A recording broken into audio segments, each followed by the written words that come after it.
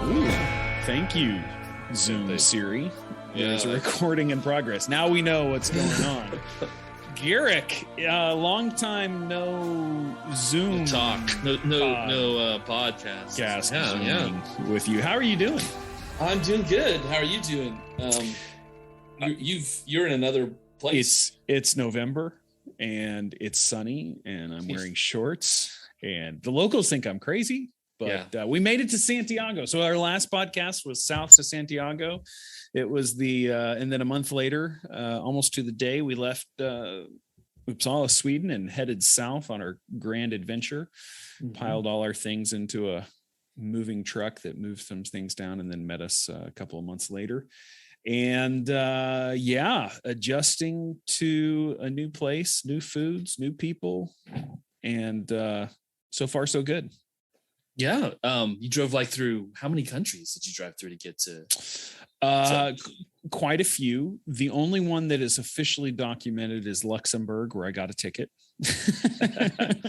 They sent me a nice email or a nice letter. We drove through. We did Sweden, of course. Denmark, drove over the bridge to Denmark. Germany, Netherlands, Belgium, Luxembourg, I don't remember which direction that went. France, and Spain. Nice. That's a lot of countries. We wanted to go to Andorra, but the COVID laws were a little bit fuzzy as to what we were going to have to do. And I couldn't quite figure it out. So we just forget Andorra. We'll just head across. And so we hit August, and we hit Spain in August. With nothing booked ahead of time. So that meant that there was nary an Airbnb available. Yeah. So what we had decided was, hey, we'll just take the coastal route along the north. We eventually ended up in Burgos, which is way south of the coast. You're a bit further, bit interior. Not at all green. You're starting to hit the Castilla-Leon. Yeah, we had a great Airbnb there. It was a nice surprise, I guess.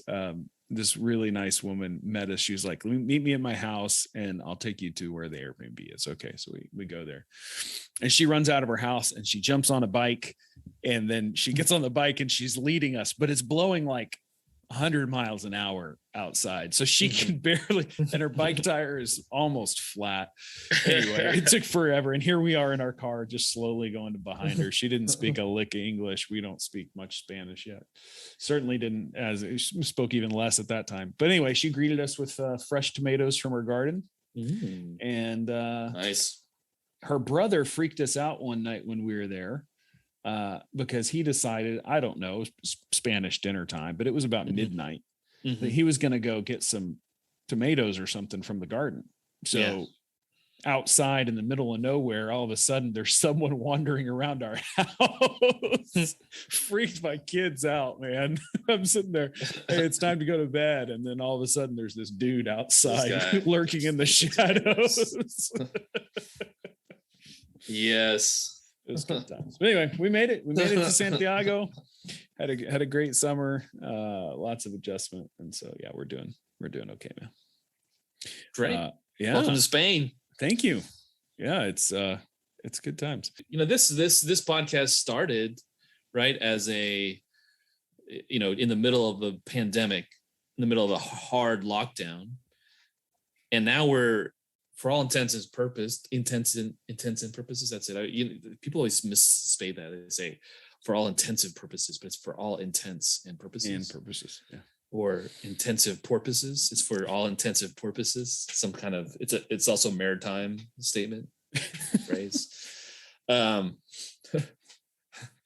think there's a joke. Someone's got a joke. So anyway, a lot's happened, but for all intents and purposes, for the most part, this thing's kind of over. Things are back to normal in a lot of the world, not everywhere, and there's still danger. But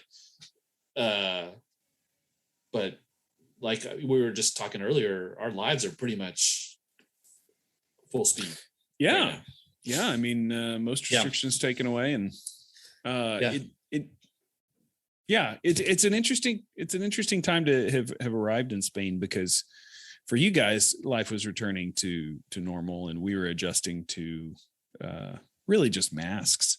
Really, honestly, that's about the only restriction I can find that's left. It's just like if you're indoors in a building and you can't maintain social distance, wear a mask. So you got to wear a mask.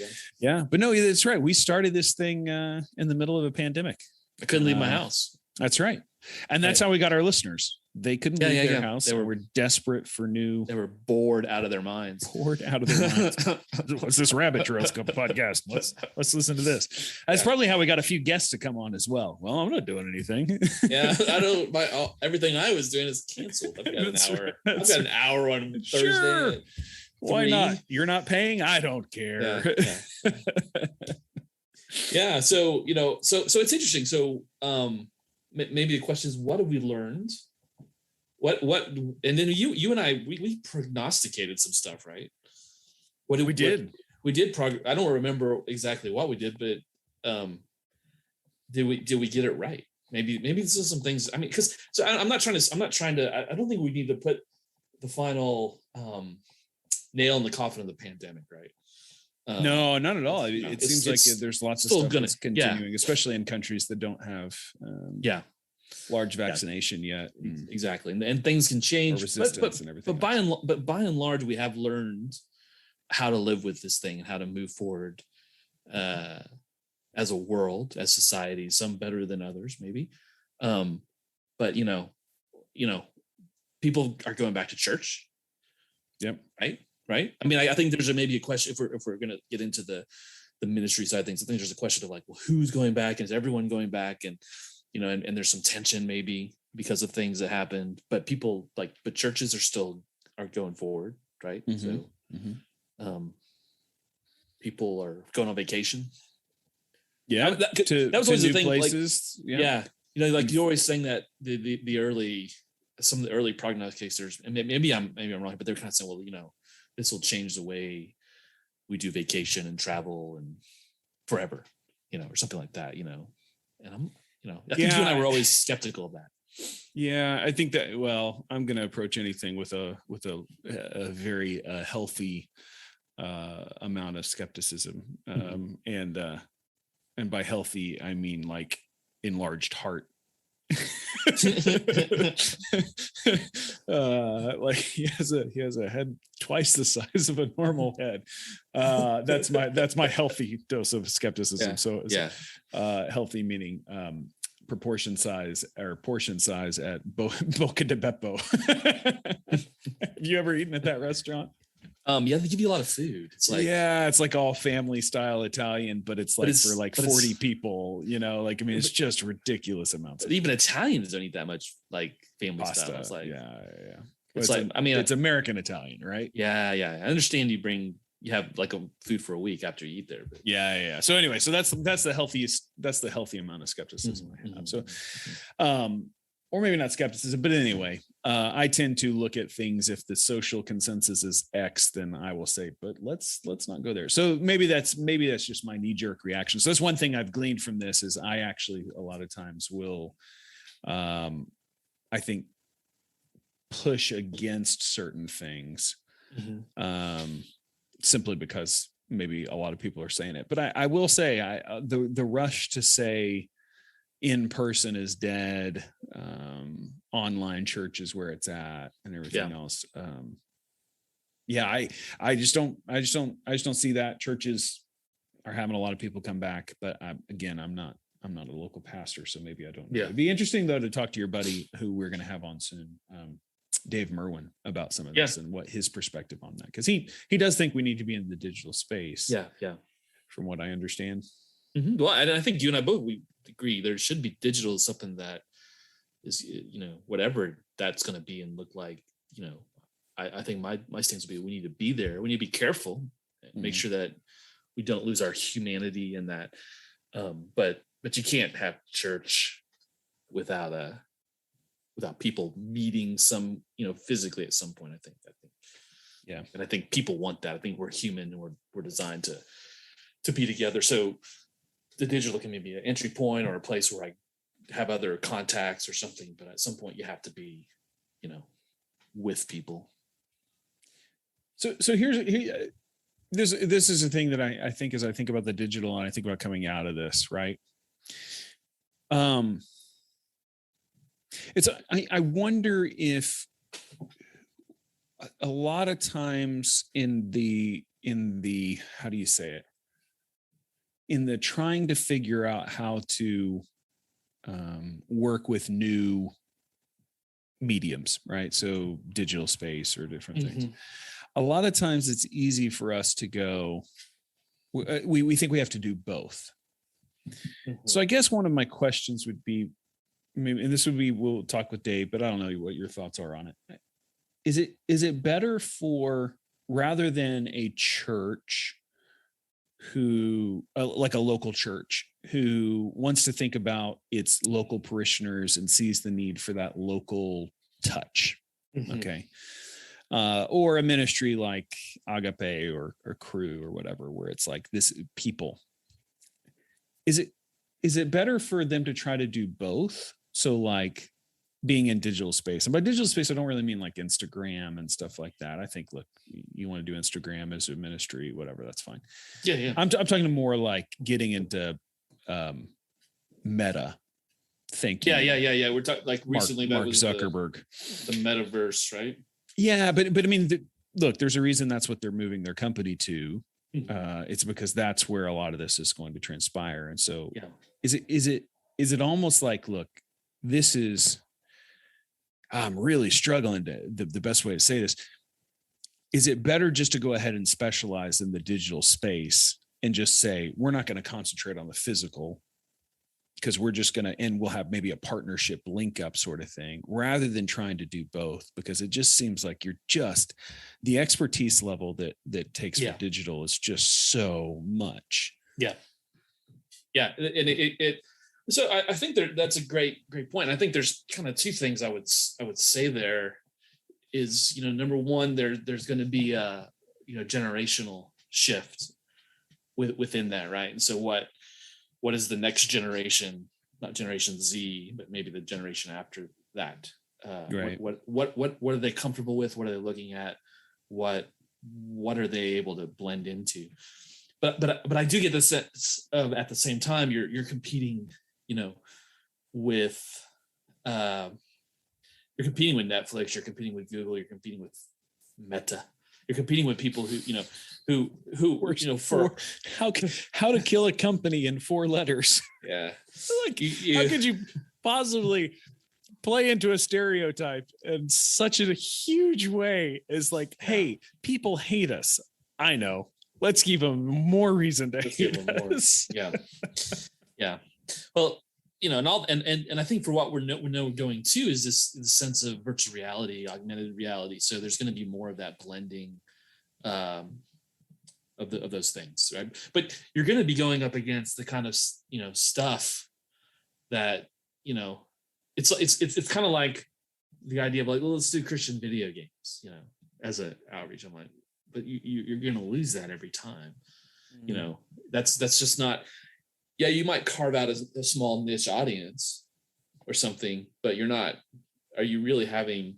So now we're kind of crossing into some areas when we talk about art, right? Because I think that's maybe a little bit about what we're talking about is the artistic, and so I think that also I have some bones to pick there as well.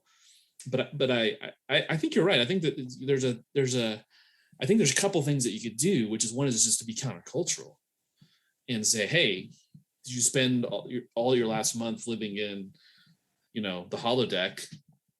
Well, maybe it's time you came out and actually talked with real people and spent time in the real world. And, so the church could become the antidote to what is perhaps people getting pulled further and further down a chain of disconnection, of disinterest, right? And this is going to be interesting depending on the culture, because I can tell you, for instance, in Spain, people aren't as tied up into any of this stuff because they spend most of their time out sitting at terraces drinking coffee or beer with their friends. Right. That's the social aspect is yeah. So there's okay. So very difficult around here in Santiago to If you want to go to a restaurant, just to walk in and say, oh, let's go here tonight. Yeah. Everywhere's booked. It's booked. Yeah. Like, just booked. I'm like, we tried the other night. We had a group come through. Granted, we were a bigger group and we were willing to split up tables, but like people just laughed at us. They're like, no. They're like, no, we don't have space. Yeah. You see what time it is? I agree. A lot of these are small. Yeah, we walked in right at the. Oh my gosh, it was a rookie mistake. But anyway, no, I mean that's true. That's true. You do have a much more social aspect going on here than you do in other places. I don't know. It's fascinating to me. I don't know where that goes, and I don't know what to do about it, because I think the important thing, I guess, would be to say, well, on the one hand, and that's why I go maybe towards more specialization, right? Of like, I think you've got people who need to be called for that local, earthy, hands dirty ministry, and then people who are called for or doing things that are maybe more meta, more in that space. Yeah.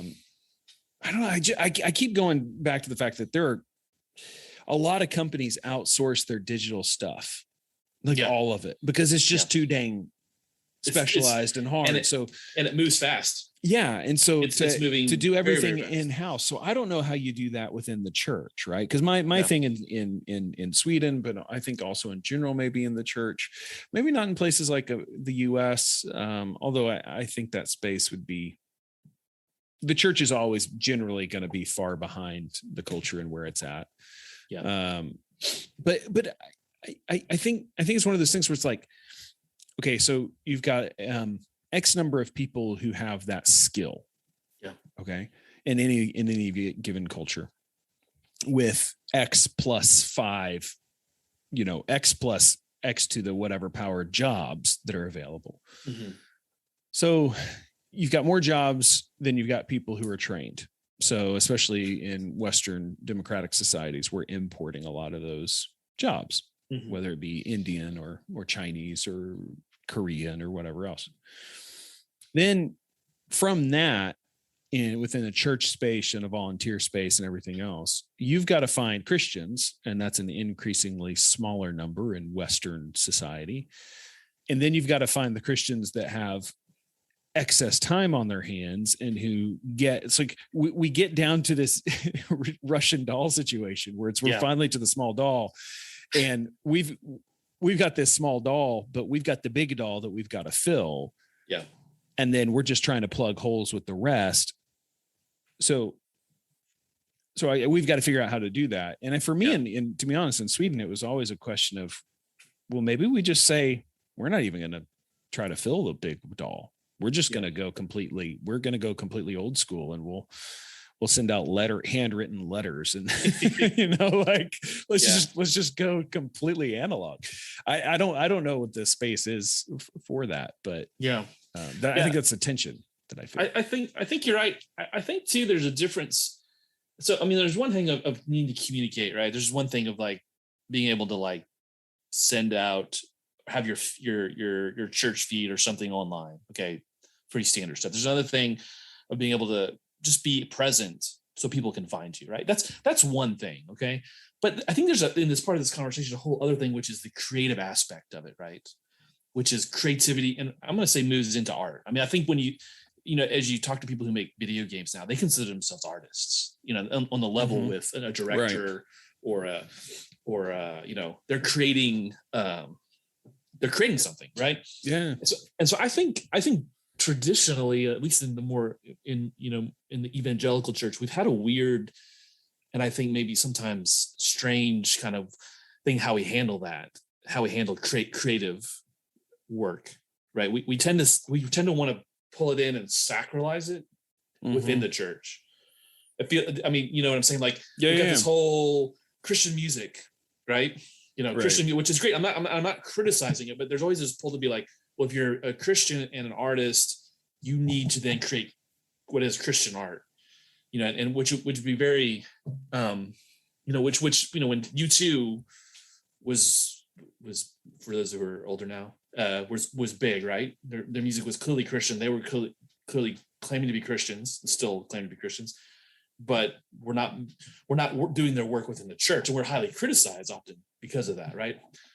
But I grew up in that, and then I transferred over into the Presbyterian world, where there's a totally different view on art in that world, which is that, you know, artists are kind of a gift from God, but artists shouldn't be pulled into the church. So there's people, the guy who's going to play the organ, or the choir guy, or, you know, those people who feel called to put specifically Christian music or Christian sacred art is one thing. But then there's people who are supposed to be out in the world.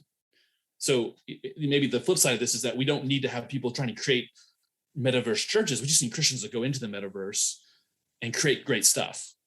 And it doesn't have to be, sometimes what feels like is more like propaganda than to try to move people back over to the church. In church, when it's the wrong medium, you know. So that's when going to a Presbyterian church, I routinely bumped into at our church actors that you would know that were on TV or in the movies at the time, and they were Christians and they were believers, but no one was going, okay, we need to pull you over here and make this corny Christian movie. They're like, oh, keep doing what you're doing. You're doing great art. That was the thing. It was like you're doing what you're supposed to be doing, which is creating art and using your skill and your ability to do that. And I think that's where I think maybe this conversation in the future should maybe go. You know, you think too? I mean, well, that makes one of the greatest. Go ahead. Well, no, finish your thought. We'll come back to mine. I'd say that, you know, one of the most respected, you know, directors of our time, Terrence Malick, he's a strong believer, right? And he makes movies that everyone wants to be in, and he makes movies that are, you either love it or hate it, because they're incredibly artistic, you know, confounding movies that deal with faith, but they don't, you know, maybe they don't deal with it in the way in the evangelical culture we've always kind of taught ourselves how things have to look, you know. But he makes great art, and, you know, 100 years from now, people will still be talking about his movies, right? You know, maybe 200 years too. Who knows? So that's what I think. That's maybe the difference we need to. I don't know. That's my point. Well, I guess it brings to mind then, and maybe this is where we need to go beyond. Maybe we need to bring some theologians on to talk about ecclesiology. But what is the purpose and the role of the church? And then, because here's lately what this is more a unfiltered rumination on my part. So it's not in any way prescriptive. I've not landed on these things. It's just something I've been wrestling with. But I mentioned in Eugene Peterson here before, and reading his memoir, Pastor. But you read a guy like Eugene Peterson who intentionally stuck with I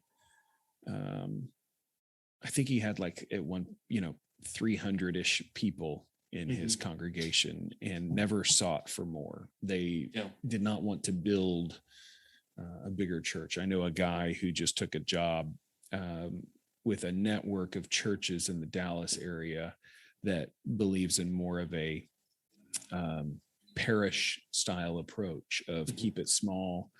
Your job as a pastor is to shepherd. It's not to be a CEO. And increasingly, megachurch pastors look more like CEOs than they do. And so the job listings or the job requirements of a pastoral positions and this is not to begrudge anyone who works at a really large church that has a staff of 30 people or whatever else. But I'm just starting to wonder, what is the purpose of the church? So like, even your comment of like, well, you need to be online where people can find you. Maybe I don't want to disagree with that necessarily, because we live in a digital world and churches are online, and maybe you have your thing up there. But at the end of the day, the church seems to be about community. That's one of the things that it's about, and the community and the fellowship. And that can't happen unless in a physical space. So I just really struggle with the online part of the church going, we got to be there. We got to be there in this space, because it's like, well, do you? I don't know. Like maybe I like a guy that I meet with who is leading some young leaders said, hey, I got some young leaders who want to talk about leadership. They've just been asking a lot of questions. What are your first thoughts on, at their stage of their life? And I think I'd answer it differently now than I would 10 years ago. Yeah. And the first thing that came to my mind was character, godly character. That's the first thing that a leader needs to develop. So anyway, so it's all in the same vein to me of like, well, do we really need? Yeah, I know we need to be in the space, but at the same time, it's like, well, but maybe the church really is that place where it's like, we're gonna be a haven. We're gonna be the place that you can unplug, and we're going to sacrifice influence to thousands and millions for small investment in hundreds. And that's what God's called us to. And so therefore we need lots of churches of 300 people in a city that has a mega church of 20,000. Like, I don't know.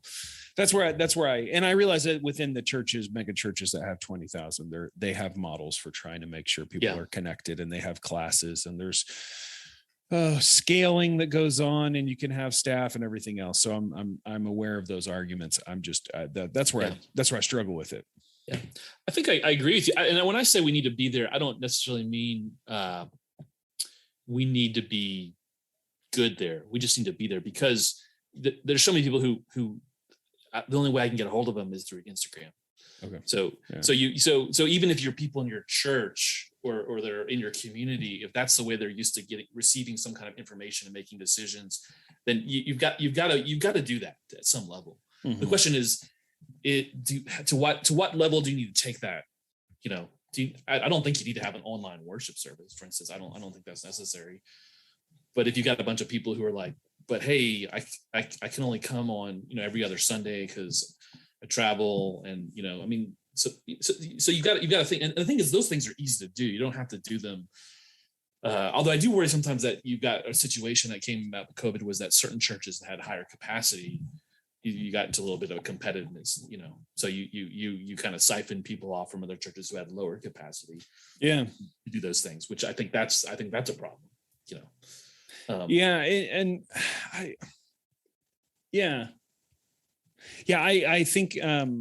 think it's one of those things where it's just like, are we trying to develop godly people, or are we trying to have influence? Exactly. Yes. And are those the same thing? Yeah. I don't think they are, but maybe there's overlap. But godly character seems to be the thing that we need to develop. Because so let's go back to Terrence Malick, who's someone who's been formed in the Christian faith, but you don't see a church standing up going, "Hey, we did that."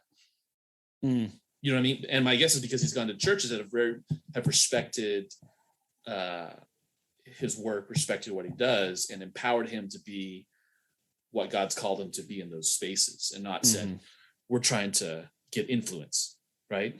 Right. Because there's pastors and there's churches behind what's happened with Terrence Malick for the last 60 years of his, maybe 50 years of his life. His wife's a theologian. But she really? She's got a master's degree in seminary. In theology. Sorry, she's got a master's in seminary. So what I'm saying is, like, you're right. We tend to jump on the bandwagon, right? Especially you see in sports, right? Oh, we got this guy. He goes to our church. He's awesome. He's a great athlete. He's got influence. So we're the church kind of tries to get into that influence of that. And I do it. I'm also, because we're all enamored with athletes and those kind of things. Right. But are we losing a little bit of the focus? And our focus should just go, have we created godly character in these people so they can go and be the best people they can be in that space? Yeah. Yeah, like we're always really eager to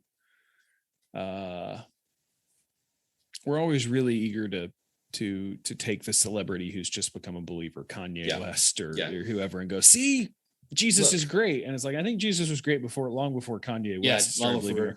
Or even right now, Jordan Peterson's daughter, Michaela Peterson, has come out and expressed faith in Christ. Well, she says God, and then she's very young in what I think, but she's kind of like, no, I think it's the Christian God, and I'm trying to search this out and stuff. Yeah.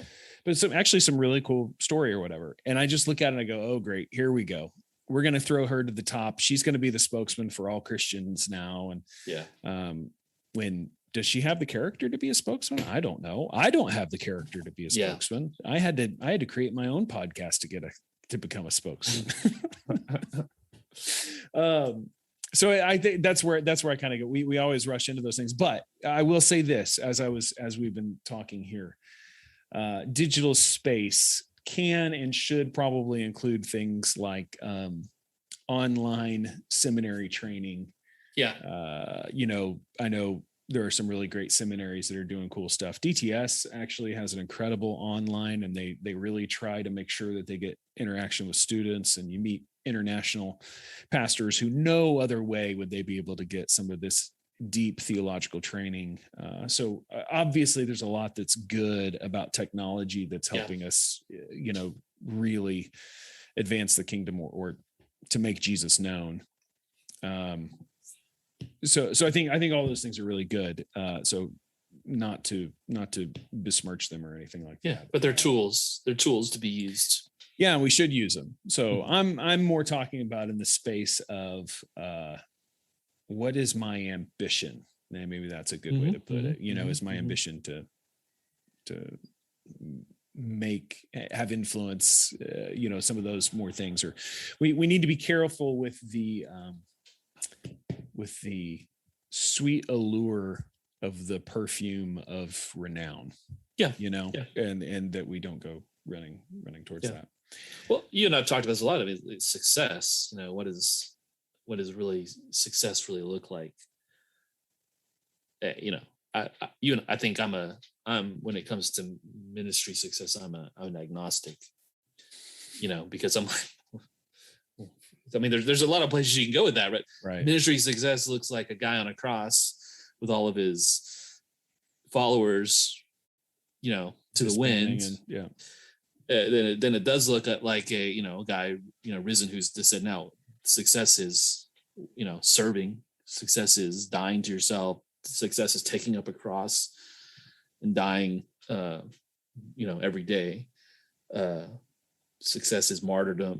There's those are not what we talk about success, and I'm not, like I said, I'm agnostic. We want to see things happen. I talk about this all the time. We want to see good things happen. We want to see lives transformed, but how do you really know? How do you really put success on that? But we want to be successful. We want to have successful churches and get on the hamster wheel and let's go. Yeah, I'm guilty. I'm not saying I want the success too. No, I do too. Sure. All things being equal, I'd love to be able to say, look at how many people are coming and doing these things. Yeah. I think I'm reminded recently of, in my Facebook feed, of how many people have denounced the faith that I knew them for in college. Yeah. Maybe success is a wait and see approach. Yeah. That we stand before the Lord and he reveals what truly has been successful. Maybe that's what it is. And that should bring a lot of humility to us. Yeah. So here's I had as we were talking, I had a tertiary topic pass through my mind. And now as I started into that, it's completely gone because something flashed across my computer screen. So we'll come back to it if I think of it. Oh, that's such a terrible thing. Oh man. Oh, what's so it's been a while. What's going on in pop culture?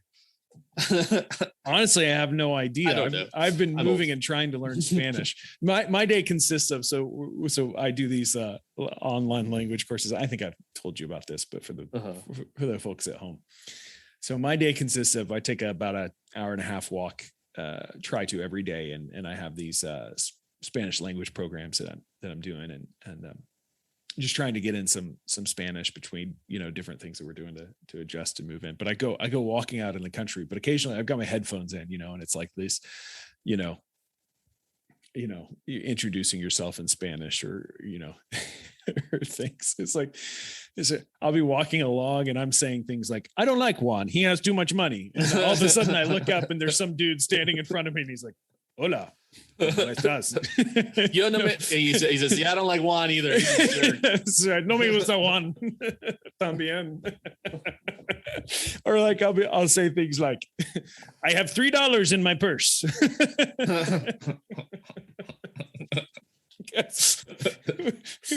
Who is this? I'm going to go get a drink. I'll have a beer. It's too early for beer. It's pretty awesome because I'll think I'm alone, and then all of a sudden some Spanish dude will come walking around the corner. But I inevitably, there's nothing more scary to me right now than an old person on a country road, because they're always talkative. Yeah, they like to. And they always want to stop you and they want to talk to you and tell you about their day and things. And I'm always like, I'm not going to be able to handle this conversation. But I inevitably end up learning new words every time I meet one of them. They say something and eventually I get it. Plus, old people in the countryside tend to have stronger accents. Oh gosh, tend to not speak real clearly. Yeah, around here they're not speaking English, Spanish. They're speaking Gallego to you. Yeah, so that's always, and they don't change. Even when I encounter them, I start speaking to them in Spanish. They just keep speaking. Yeah. No, we had a repairman come, a plumber, the other day, and he was trying to tell me something. I was like, what? And he goes, I think the Castilian word for it is this. Yeah. And I was like, oh, that. And he goes, sorry, I don't speak Spanish. I'm like, what? So, yeah, definitely. Or his vocabulary may be a little limited on the some of the things. Yeah. So it was close enough in Gallego as well that I should have been able to pick it up. But my Spanish is so terrible as to not be hopeful at the moment. So anyway, I feel like I'm a real missionary, man. I'm having to dig deep into my old bag of tricks to figure out how to do this stuff. Yeah, it's a constant new day. Like every day is a new set of challenges. It is a humbling adventure. Yeah, you've been through this a couple times, so I have, but I think this is one of the well, it's been 13 years since I last did it, right? Yeah. So and you didn't have kids last time. Didn't have kids either. And I have like this sense in me of like, get as much done as I can before the kids come home from school, because once the kids come home from school, it's like we're just trying to tend to their needs and get them the things that they do and help them adjust and listen to their dramas and how frustrated and disappointed or whatever they are for the day. So it's like, get as much done as you can while they're at school, and then when they come home, let them fall apart and try to pick up the pieces. So anyway, It's crazy. Interesting observation about Galicia, since we like to talk about barbecue. The wood of a lot of Galician homes are heated with wood still, and the wood of choice is oak. So I constantly walk outside and I go, someone's smoking barbecue. Someone's smoking. And I'm like, no, they're just heating their homes. It's a glorious smell. I'll be honest with you. It's not a bad place to live. Yeah. Well, and speaking of barbecue, Texas Monthly recently released their top 50 list. I think they do it every like 2 or 3 years. Did I make it? You did not. Fort Worth really, really won out. It had like, I think 5 or 6 in the top 10. Yeah. One of my favorite places was in the top 10, Cadillac Barbecue. I'll give them a shout out. Are they in Fort Worth or are they in Dallas? Dallas. It's in Dallas. Who got the top spot? Goldie's in Fort Worth. Never heard of it, but we were being back in Texas during the summer. We got to eat a little barbecue, not as much as I would have liked to, but gosh.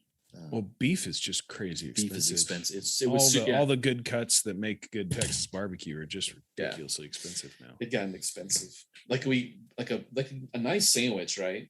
Was like $20. Wow. Like a barbecue sandwich, barbecue brisket sandwich, like really? $20. Yeah.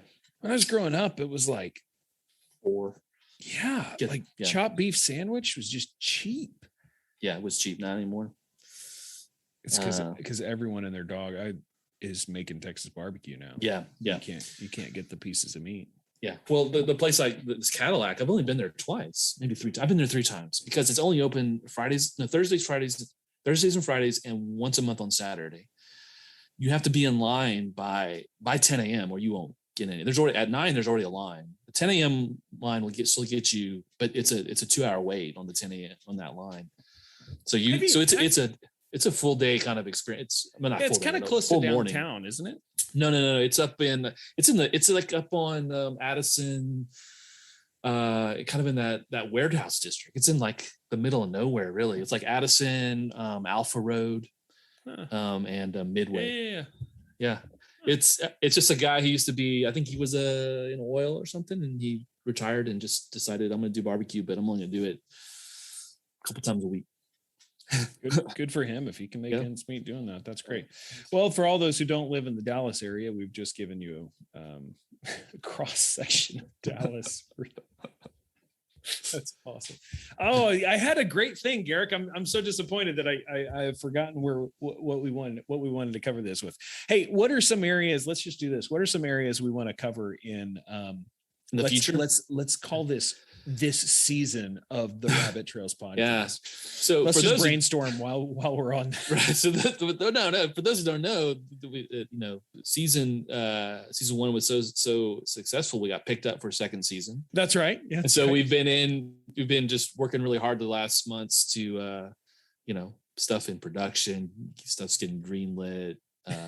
Talking to people, meetings. We had meetings. My people have been talking to your people, agents involved. It's been a lot of work.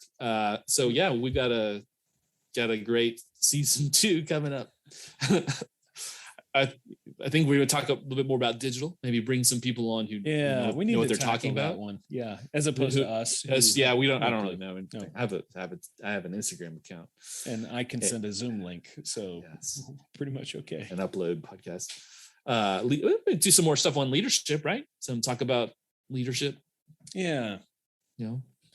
There's a subject I want to get in. I would love to get in more to that topic because I have a degree in leadership. Me too. But I feel like in the Christian world, or maybe I should say the waters that I've swum in. Yeah. I feel like leadership is just really misunderstood. Yeah. So I'd like to get to the bottom of that. I'm writing that down, Garrick. I think there's a lot of stuff there. The whole kind of thing we could talk about, because I totally agree with you. I think the business world is now become more Christian than where it's becoming. Not all. I mean, I understand if people are going, well, that guy's a jerk. I'm like, yeah, that guy's a jerk. But I'm just talking about what's being taught at Harvard Business School. Right. What they're saying. What they're saying that you need to be doing. Right? Yeah. This is what is leadership, and what's becoming more understood is that actually produces results. So I think that'd be interesting to talk about. Yeah, burnout and resilience. We still need to cover some more of that. I think there's that's a deep mine to delve into. Yeah. So deep mind to mind. Clean. There's some good. I think we'll have some good guests also. Some interesting people. We always have interesting people. I think there's some people to have on. We should invite on some. I think maybe also bringing on some other European Christian leaders would be interesting. We've kind of had some in the past, maybe. I don't remember. That's so season 1 though. Yeah, that is so season 1. Hey, I still get people who comment on the stuff on POS episodes. Yeah, those are good. I want to go back to some POS and and I think too, delve into it. Yeah, I think we should do some more Camino stuff. I mean, that's kind of our bread and butter. I mean, I need to do the Camino again soon. Like, so do you. Yeah. Come on, man. People. Come on. I could throw a rock and I could hit pilgrims as they walk by. As you should. So we live on the extension route to the coast. Out to go to Finisterre. Yeah. I can actually walk it into town. I do sometimes when I want to walk into town rather than drive in or take a bus or whatever. I'll just jump on that and I'll walk into town. It takes me about 40 minutes to get to the cathedral. And so it's really close. We've talked about actually taking a long weekend and just walking it as a family, just walking out our front door and then just, that'd be really cool. Bus it back or something. Yeah. It's amazing how many people actually do it. We will see quite a few people every morning heading out. It's pretty cool. You gotta go out there and burn your clothes out in Finisterre. That's right, because they smell so bad. They smell. And then you just walk back naked.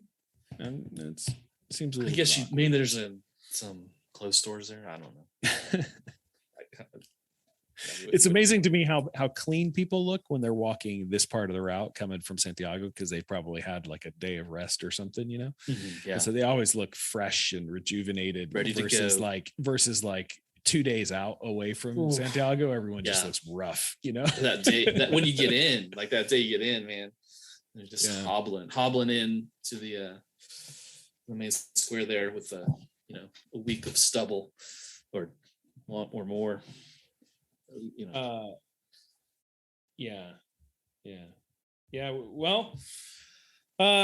man, listen, I'm looking forward to more to come in the Rabbit Trails podcast with a little bit more planning. I just felt like, we both felt like we just owed the folks our voices. The world was a less sweet place without the honey dripping from people's ears. So so here it is. You asked for it, people, and we've given it to you. You asked for it. Yeah. Interpret that how you will. Yeah. Hey, so just finish up, but we should finish up. But you know this joke, but I was thinking, in memoriam of Norm Macdonald, what a great comedian, a great. I would say someone who's very, stood up for what he believed, didn't let people push him around, and a believer. People don't know that, but became a believer later in life. Considered himself a Christian. Can I tell a joke? Can I tell a Norm Macdonald joke? Yeah, but before you get to the Norm Macdonald joke, I do have a question. Lately, I've heard a lot of Christians saying, "I identify as a Christian." How do you feel about that? That's a weird thing to say. Okay. I identify as a Christian. I haven't heard that, but maybe I just haven't picked up on it. Maybe I'm hearing it quite a bit in podcasts. Oftentimes it can be guests on a secular show who would say, well, I identify as a Christian, or I self-identify as a Christian. I mean, I don't want to judge it because I don't know what's going on there, but that sounds kind of obvious. It's like, but maybe we're in that kind of. Yeah, it's just I noticed it was an interesting language of the day. Yeah. So we have. Well, sorry, I just dipped our toes into a little bit of woke culture there, but I don't know. I just thought it was interesting. Yeah, it is very identify as a Christian. I mean, it makes sense. I'm not right. It doesn't seem wrong to say that, but it seems kind of redundant. Yes. I don't know. As someone who likes to write, well. But I understand. But it also implies with the way identity, the way that language. I think what I struggle with is, or where I'm a little bit maybe uncomfortable with it, is the fluidity with which identity changes in today's culture. So the way so I identify as a Republican, or I identify as a Democrat, or I identify as this or that. Those things are constantly changing in culture. I'm not saying they should or that they can, it just does. And so then for a Christian to go, I identify as a Christian, every time I hear that, I hear a person say, today I'm a Christian. I probably change it tomorrow. Yeah. And that's what I think, where I go, really? Like that it just sounds so. Yeah. Anyway. Yeah. But maybe I need to talk with someone who would use that to find out, well, why are you saying it in that way? On the flip side of things, my wife was listening to some Catholics speak the other day on hospitality. I promise you can finish with a Norm Macdonald joke. And she was laughing because she said they kept saying things like, we use this to evangelize, and like like just terminology that was like in Protestant circles, or at least the circles we run into run around in, those aren't really the ways we say that. Like that's a little bit, but they were fully embracing it. So which was, hey, I guess more power to you. Anyway, all right. So bring us on with Norm Macdonald. Finish this Uber podcast off. This, and you know this joke, Barrett. So jump in. As Paul said, for me to say something again is if no labor for me and is only of benefit to you. So have at the Norm Macdonald joke. I like the joke. It's kind of a philosophical joke, So there's a moth. He goes into the doctor's office, and one night, and doctor's like, well, how can I help? He goes, my wife left me, and it's been a really rough couple of months, and I'm really contemplating the meaninglessness of life. So I don't really see this world as having much meaning. My work, I'm on a lower rung of down at the factory. I do real basic menial stuff, and that's also created a sense of real anguish in me. Once again, I kind of have to go back and I ask it, is there a God? Is there anything beyond this life, or just toil and nothing more? And I lost a friend, and that led me, even I'm really struggling with, I think, a bit of depression about that, and just kind of what did he leave on this earth? Was there any truth to that, any meaning to that, to his life? And the doctor goes, you're going through a lot. It sounds like you need a psychologist. And then the moth goes, well, yeah, I know. The doctor goes, well, why'd you come in? He goes, the light was on. So do you know the background to that joke? A little bit. It's okay. Well, because usually he's got a Russian name for the moth, right? That's that part. So the background is, so I listened to Conan O'Brien's podcast. Conan Needs a Friend. Conan Needs a Friend, yeah.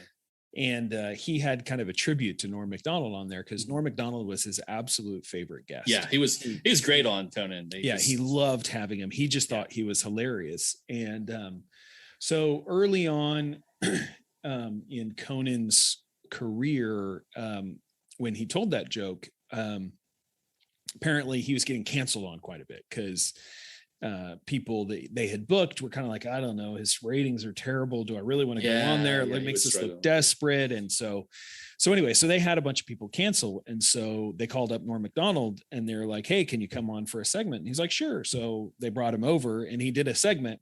But they knew Norm Macdonald was really good at doing things on the fly, and he was always entertaining. So they just didn't tell him, we're going to have you do 2 segments. Mm-hmm. So the segment ends, and they say, hey, Norm, stay. We're going to have you do another segment. He's like, what do you mean you're going to have me do another segment? I don't have any material.